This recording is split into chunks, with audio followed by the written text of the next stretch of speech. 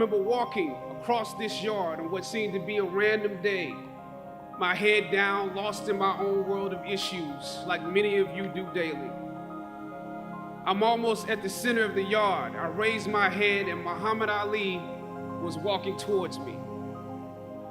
Time seemed to slow down as his eyes locked on mine and opened wide. He's raised his fist into a quintessential guard. I was game to play along with him, to act as if I was a worthy opponent. What an honor to be challenged by the GOAT, the greatest of all time, for a brief moment. His face was as serious as if I were Frazier in the Thriller in Manila. His movements were flashes of a past greater than I can imagine. His security let the joke play along for a second before they ushered him away, and I walked away floating like a butterfly. I walked away amused at him, amused at myself, amused at life for this moment that almost no one would ever believe. I walked away light, ready to take on the world.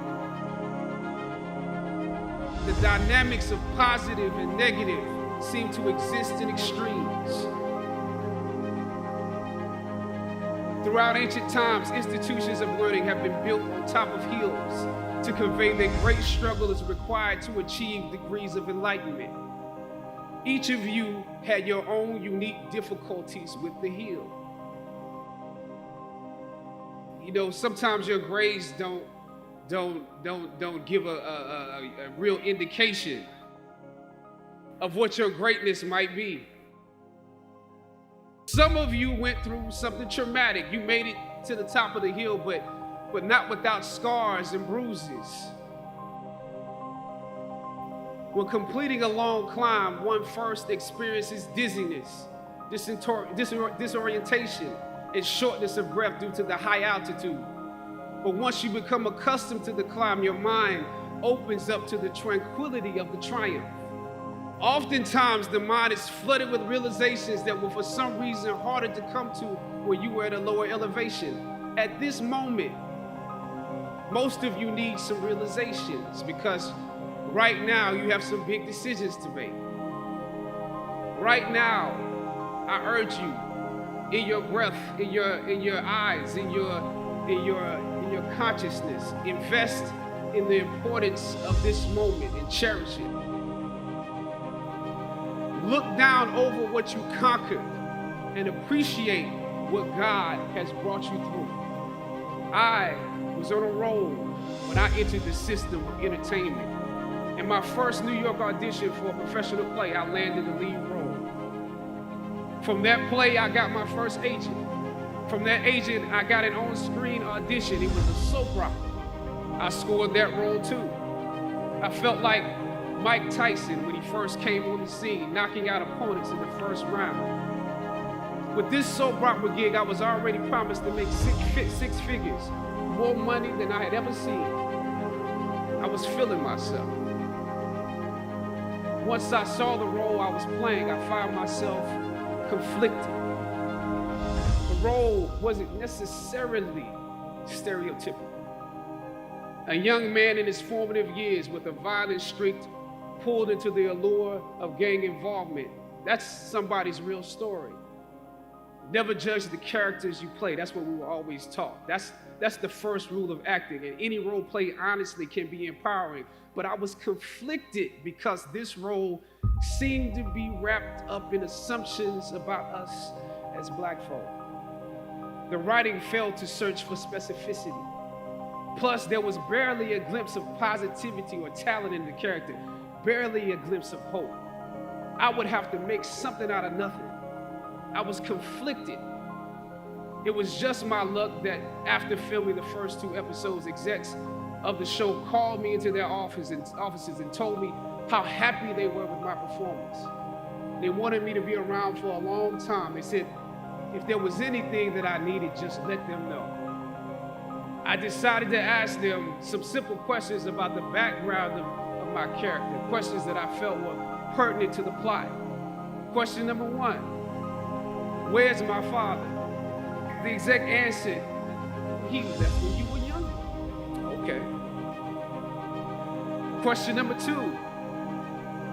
In this script, it alluded to my mother not being equipped to operate as a good parent. So why exactly would my little brother and I have to go into foster care? Matter of factly, he answered, well, of course, she's on heroin.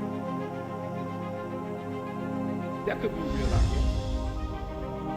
But I didn't want to assume that's what it was. If we're around here assuming that the black characters in the show are criminals on drugs and deadbeat parents, then that would probably be stereotypical, wouldn't it? That word stereotypical lingered.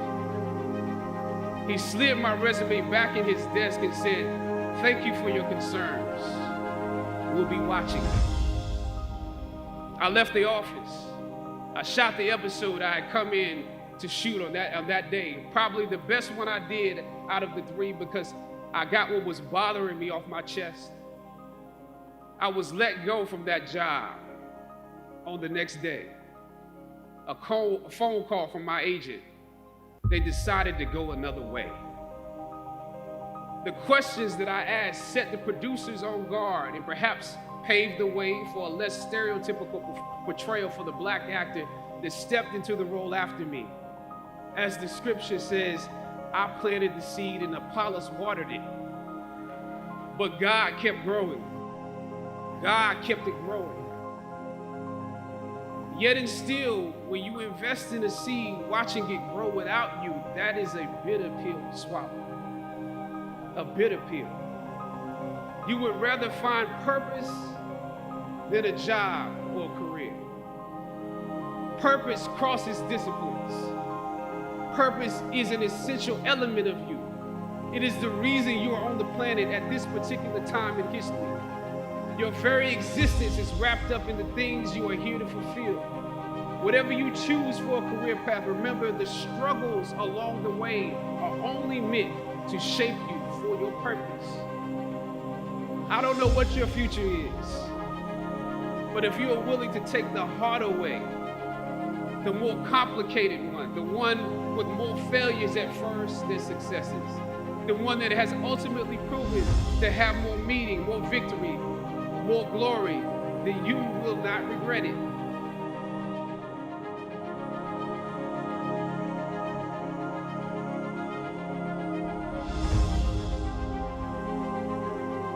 If you're looking to start a new side hustle or even a new business, check out the link in the description below.